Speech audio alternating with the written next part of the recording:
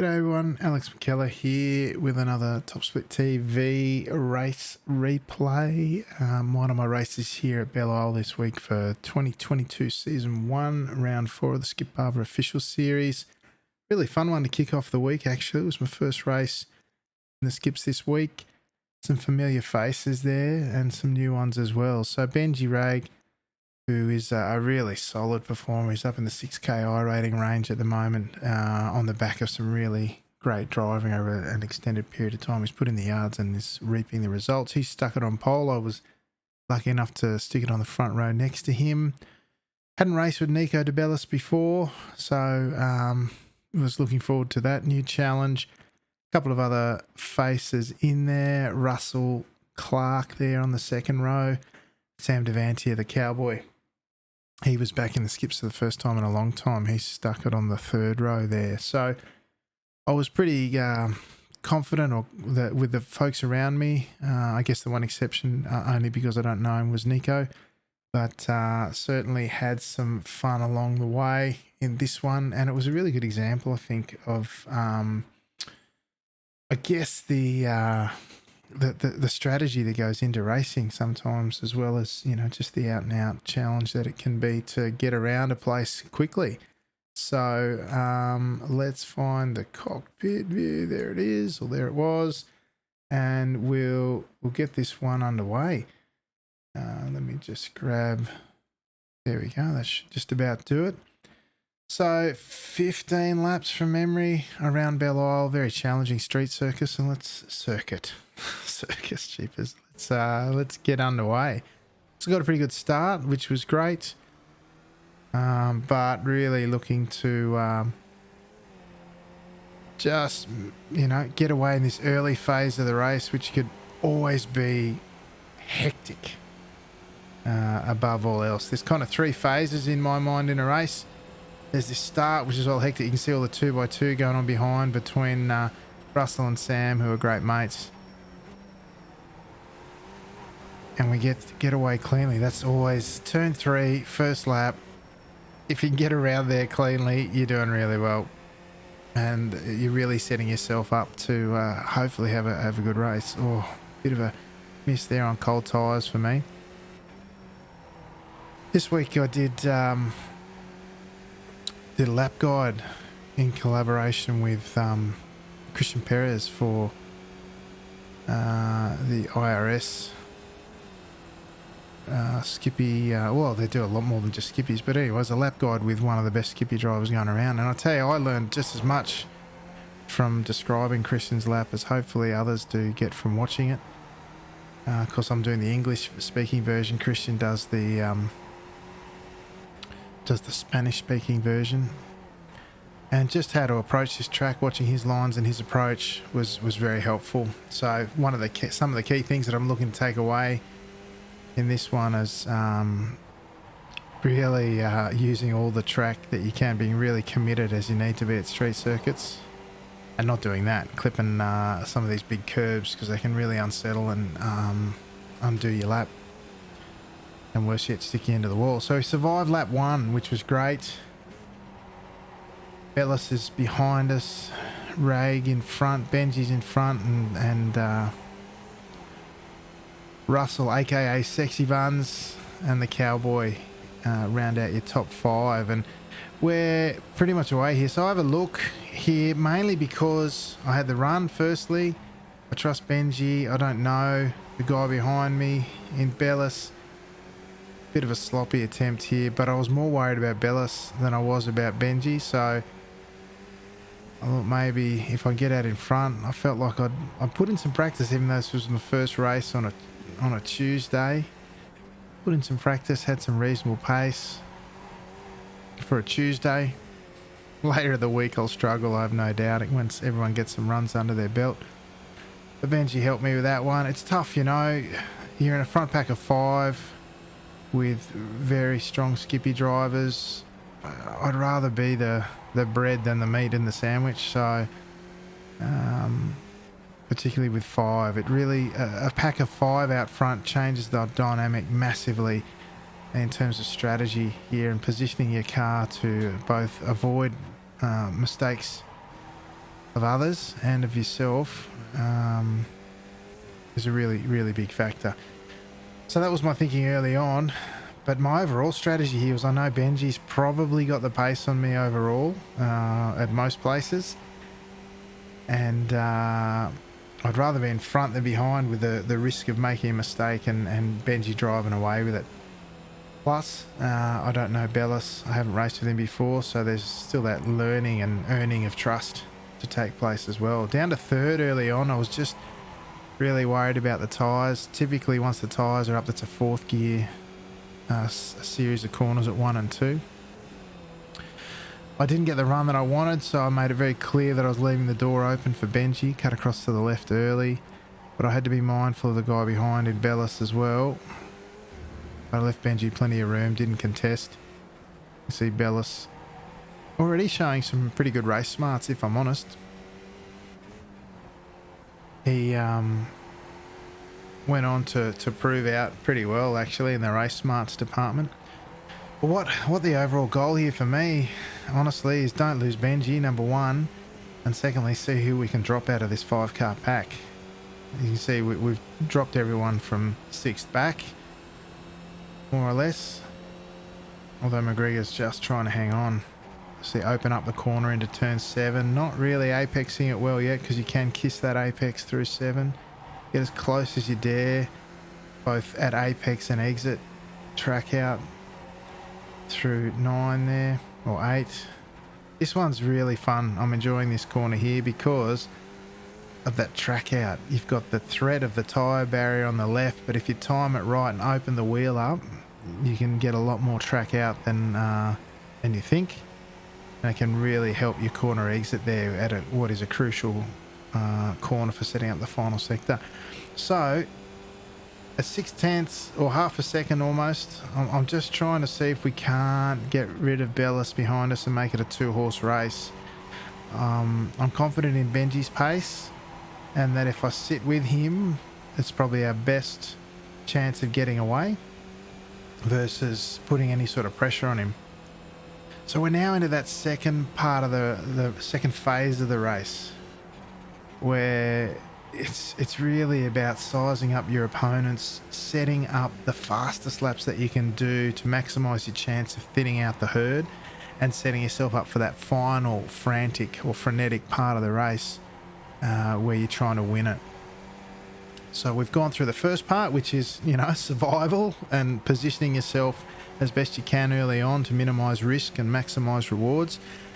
That same philosophy of minimising risk and rewards now takes a different shape in this middle stage of the race, where you're just trying to get lap to lap as fast as you can. I don't want to disrupt Benji. If I can force a little mistake and get past and get away, great. But ultimately, I'm pretty comfortable here that Benji's got the pace, maybe more so than me, to maybe be the best chance of getting away. Although he's a bit tight on exit there through 10, which is okay. But I'm really feeling good through that corner at the moment. Through 11, sorry, it is, not 10. And it's... it's good. It's nice to have a good corner here or there. Now Bellis is 5.5 tenths, and I'm thinking, car number 8, I think he was. And it's only a low strength, it feels, only about 2,500, I think, on a Tuesday afternoon in the first week of January. And now we're out to 7 tenths. Tuck in behind Benji to get that initial drive. See if I can... Yeah, see, Bellis is trying to defend from Russell now in P4, so he didn't get the best use of the draft there, and I'm really trying to work to tuck up close to Benji without sort of filling his mirrors so much that he makes a mistake. Just come through turn 6 now onto... 5, coming into 6 now. Crucial corner, this one. Very big back straight up the Strand Drive.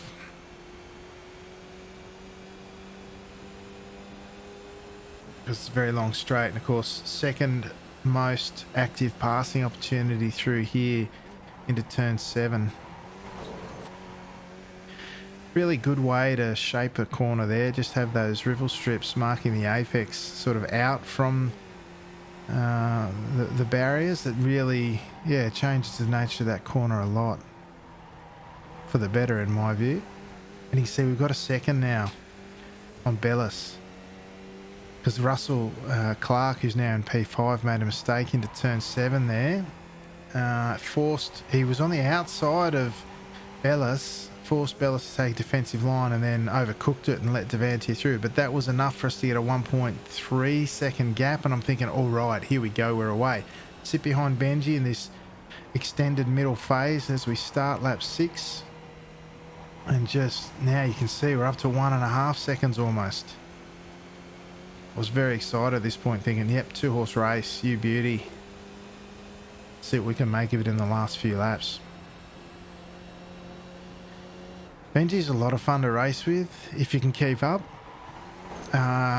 He will race hard too, but he doesn't mind if you race hard with him either, particularly if you're racing smart. So what's racing smart looks like in this instance is, let's get through our laps. There's a little bit off the apex there. Again, coming through into 6 now, this all-important corner. Got a better run than I did there, used more of the track on exit. Racing smart at this phase of the race is, like I said, try and build that gap.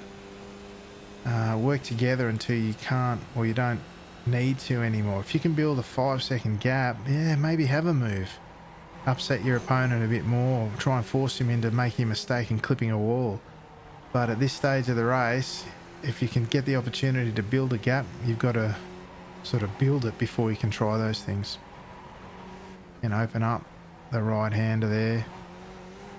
And you can see, Benji made a mistake there. That's why I got the run on him. I was about to say, I didn't even use the full extent of the track out there.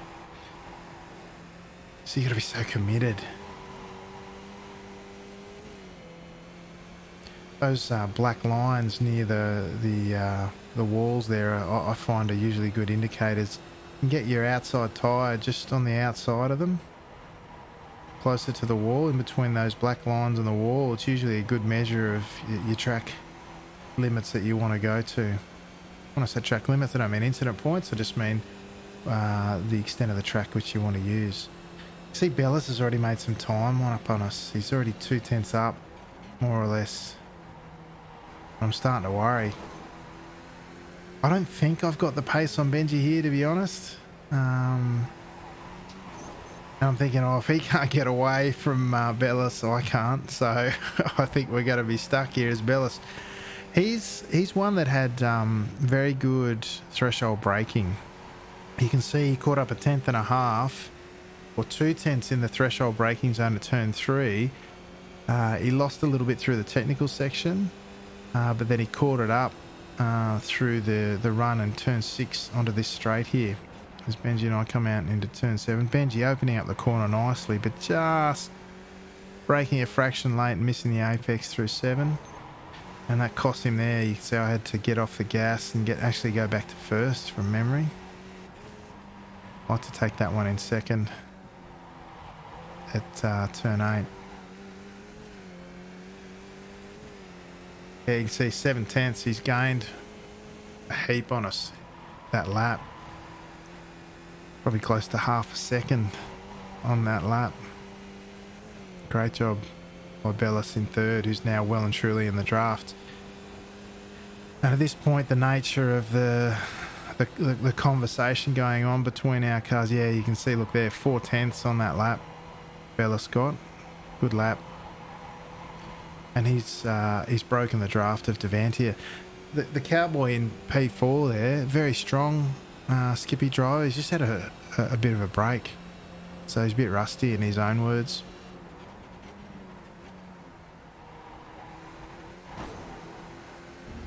Bellis now well and truly in it now, and like I said, changing the nature of the conversation in this front pack now.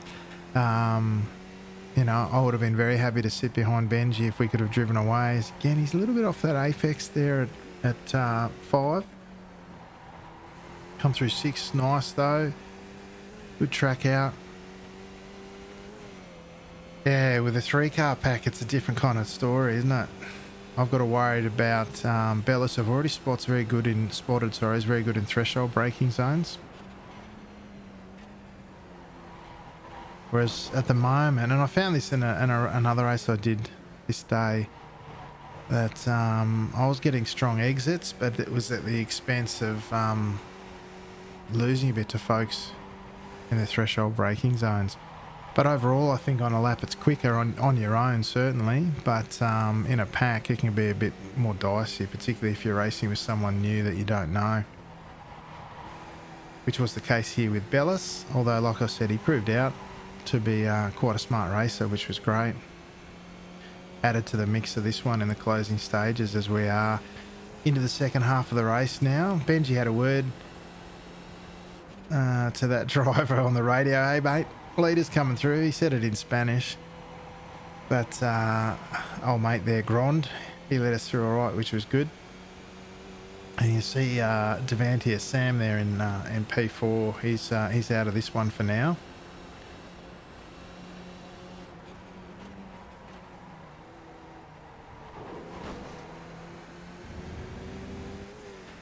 Just come through the start of the second sector now.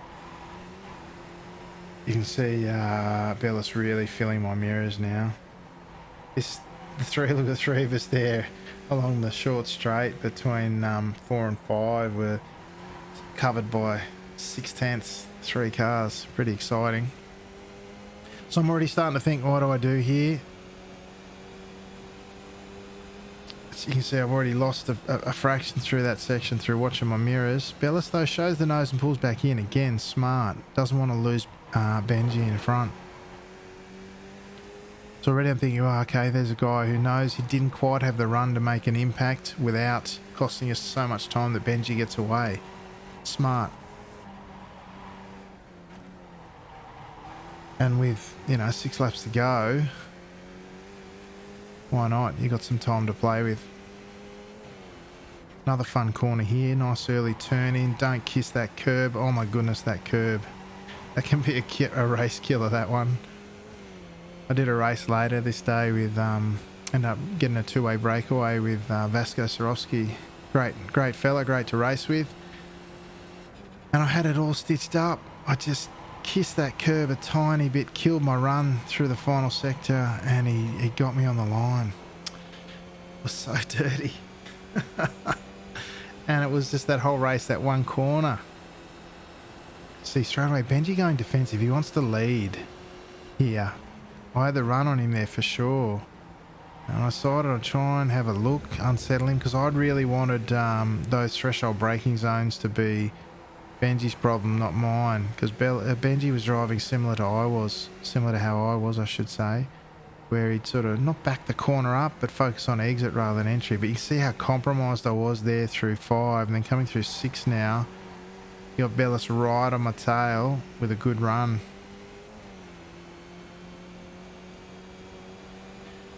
I chose to go left here, sticking behind Benji, but I had to lift, you can see, and that's all Bellis needed. He was straight up the inside, and I gave it to him because, again, I don't want to lose Benji in front. And Bellis has done a great job there of that tight line and hanging on and not really losing any ground to Benji to what I had. So great job, Bellis. You can see it's also brought Cowboy in P4 back into it. He's just out of draft range. That's a difference battling can make. Even though, I had a crack at Benji because I wanted to be in front. It was only a couple of corners.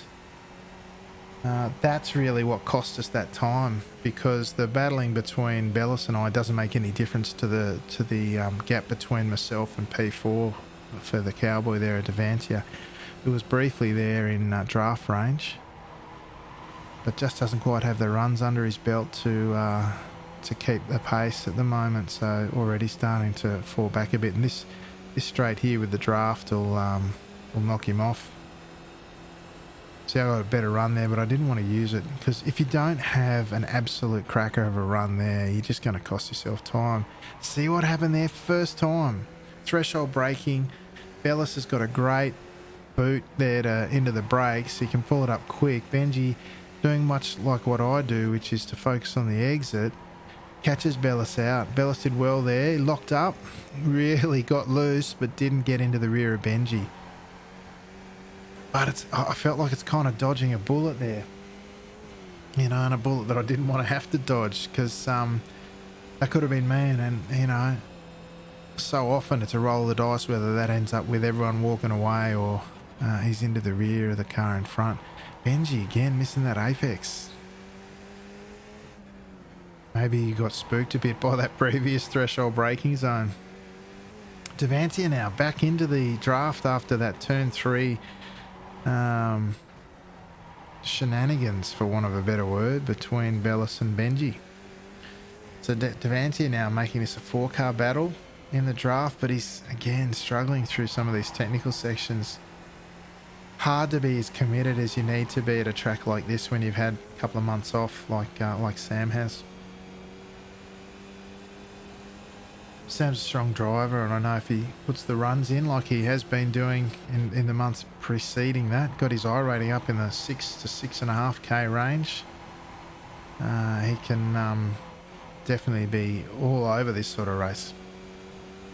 But again, you can see through that technical section in the final and the start of the first sector, he's dropped, you know, half a second. This time, nice and smooth running there from Bellis and Benji. And you can see we're out to 1.6 second lead. So we've gained just under a lap. We've gained a second on Sam in P4. Russell now, after that mistake that he made, he's 5 seconds back from this battle. I assume there was more than one mistake in that.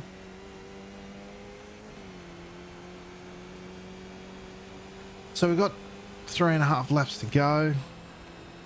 I'm starting to think about, okay, I'll need to make a move at some point.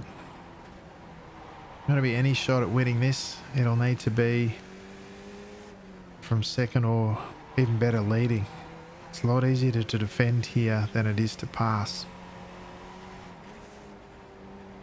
It was funny, you know, I'm just reflecting on it now, and typically I'd be pretty happy with a podium here, but I really kind of wanted the win. But I was happy, as I usually am, you know, podium position solid at least, but I really kind of wanted the win more than I usually do for some reason, not sure why. Maybe it's the start of the new year. Get a few under the belt, so to speak. So 3 laps to go this time round. We're into the 42s, which is nice. Although if you watch that lap guide from Christian, he's into the 41s, which is pretty crazy around here. The really alien fast guys are. Now I got a great run through here. Oh, I didn't spot it. He actually, this move here was set up, it was facilitated nicely there by Bellis again. Good race IQ there. We cost ourselves too much time and we're out of it. But I had to have a go. I missed it. I forgot to mention it. That corner that I was talking about at turn 12 after the fountain section, the right-hander where I said you don't clip the curbing. Well, that's exactly what he did. That clip of the corner at turn 12 in the final sector actually set that move up at turn 3. And I'll go back and show you that at the end, because yeah, that cost him the pace, got me right in touch and got me the run ultimately, close enough to use an equal run to get ahead of him at turn 3, which is really interesting when you think about the chess match that these races can often be. So now I'm in the position I want to be in. As we're closed down lap 13 with 2 to go, I want to be having a crack at Benji. See if I can't have a win. So eyes forward there. I felt like I had the run through the final sector on Bellis. But I really needed to get closer to Benji. 42.5, fastest lap of the race for me so far. Helps when you had a big draft through this sector on the previous lap, although, you know, compromise run into the corner, so bit of give and take. Yeah, a bit narrow there. I need to be further out towards the wall to open that corner up. You see getting better exits than Bellis. About the same as Benji. I'm really looking to use the draft here to get close enough to have an impact. He's clipped a curb there, which you don't want to do. Another one of the big ones here that you don't want to touch. Bellis having a good run through that previous sector. Right on my tail now, but he didn't quite get the exit. Didn't quite get the exit. So no moves for any of us this lap. Again, Benji's not really hitting that apex curbing, which he can really do, and that allows me to close up a little bit and get close enough to start thinking about turn 3 next lap round. A bit narrow on entry here as well, and I get a good drive out and use all the track on exit better. Although he sort of matched my drive out, if I'm honest. So that's the curb you don't want to hit. That's the one that Bellis hit that gave me the move at turn 3. I'll go back and look at that.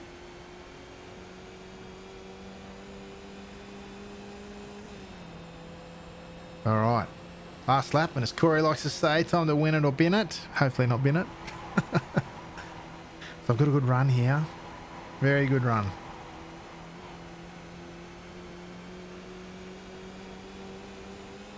Benji knows it's straight up the right-hand wall to defend. So here's a key moment. You can brake at the 300. You can brake a bit later on the outside because your apex is a 1.5 car widths wider.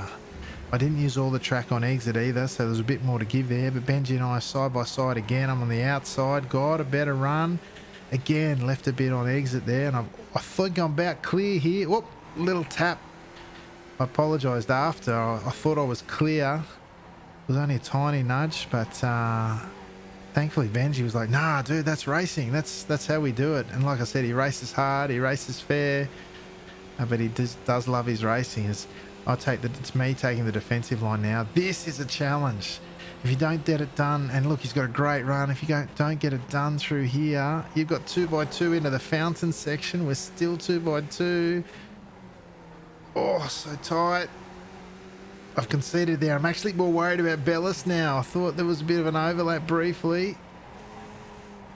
And I've compromised the entrance here, and I'm really worried about the next corner at 12 because Bellis has got a much better run. Benji's gone.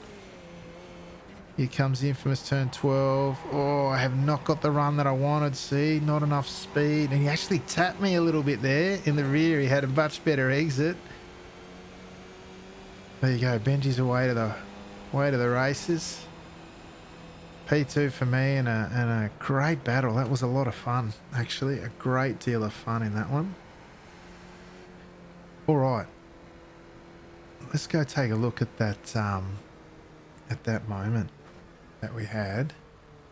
That one that I was talking about. All right. So this will be it here.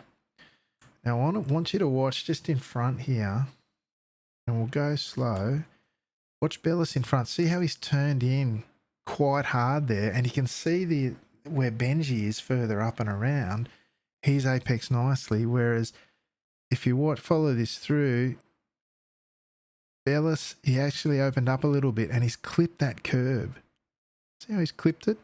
Hasn't done a great deal, but because I've taken a natural line there, and you can see I'm flat through there, right? I wonder if I can see his telemetry. No, I can't. This is Bellis. Can't see his telemetry, but you can see he has to open the wheel and correct. He's turned in too early, opens the wheel and corrects, but still hits it. You can see from way back, he was miles in. You see the relative positions of the two cars. He's way too early, right? Okay, so he's clipped that, and you watch here. You can see gaining. I've got just that 1 to 2 kph more, and with the draft, it pulls me closer.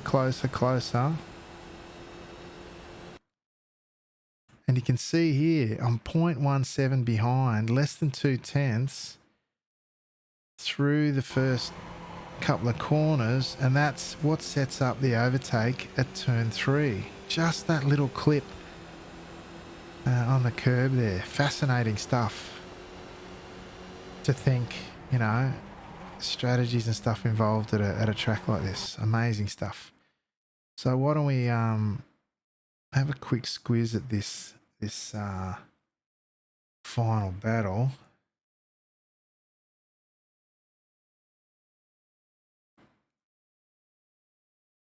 Find the right camera here. Yeah, let's have a squiz at this final battle here on the last lap.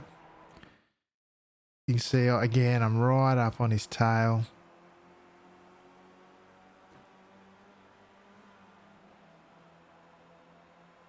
Forces me to the outside. I don't want to squeeze him there. Can I tell you, I don't think there's anything to be gained from squeezing people, like going over to the right-hand side and keeping him tight and then swinging out at the end.